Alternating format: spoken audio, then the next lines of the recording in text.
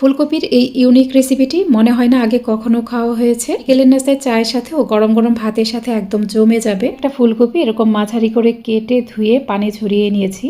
3 table চামচ আটা অথবা ময়দা, 3 টেবিল চামচ চালের গুঁড়া, 1 চা চামচ মরিচের গুঁড়া, 1 চা চামচ জিরার গুঁড়া, 1/4 চা চামচ গরম মশলার গুঁড়া, 1/4 চা চামচ হলুদের গুঁড়া, 1.5 চা চামচ চিলি ফ্লেক্স, 1 চা চামচ আদা বাটা, 1 চা চামচ রসুন বাটা, স্বাদ মতো লবণ, 1 টেবিল চামচ টমেটো সস দিতে হবে। 1 টেবিল চামচ টমেটো সস দিয়ে দিলাম। অল্প পরিমাণে একটু পানি দিয়ে এরকম একটা ঘন বেটার তৈরি করতে হবে। এখানে ফুলকপিগুলো দিয়ে দিলাম। ফুলকপির প্রত্যেকটা অংশের সাথে মশলা ভালোভাবে মিশিয়ে নিতে হবে। কিছুটা তেল গরম করে তেল ভালোভাবে গরম হলে তারপর ফুলকপি দিতে হবে। এক পাশ কিছুটা হয়ে গেলে উল্টে দিবেন, অপর পাশটাও কিছুটা হয়ে যাওয়ার পর তারপর উল্টে দিতে হবে। চুলার একটু বেশি আছে ফুলকপিগুলোকে এরকম মুচমুচে ও সোনালী কালার করে ভেজে উঠিয়ে নিতে হবে। বাকিগুলোকেও একইভাবে ভেজে উঠিয়ে নিব। এই ফুলকপির ফ্রাইগুলোকে আরো সুস্বাদু করার জন্য প্যানে 1.5 টেবিল চামচ রান্নার তেল দিয়ে 1 টেবিল চামচ রসুন কুচি একটু ভেজে তারপর 2টা মিডিয়াম সাইজের পেঁয়াজ কুচি ও 3টা কাঁচামরিচ কুচি দিয়ে এরকম হালকা বাদামি কালার করে ভেজে নিব। 1/2 চা চামচ মরিচের গুঁড়া, 1/4 চা চামচ গরম মশলার গুঁড়া ও অল্প একটু লবণ দিয়ে চুলার কম আছে মশলাটাকে ভালোভাবে একটু ভেজে নিতে হবে।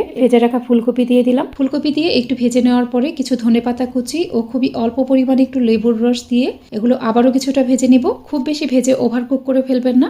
অবশ্যই এই ফুলকপির ফ্রাইগুলোকে গরম গরম পরিবেশন করুন।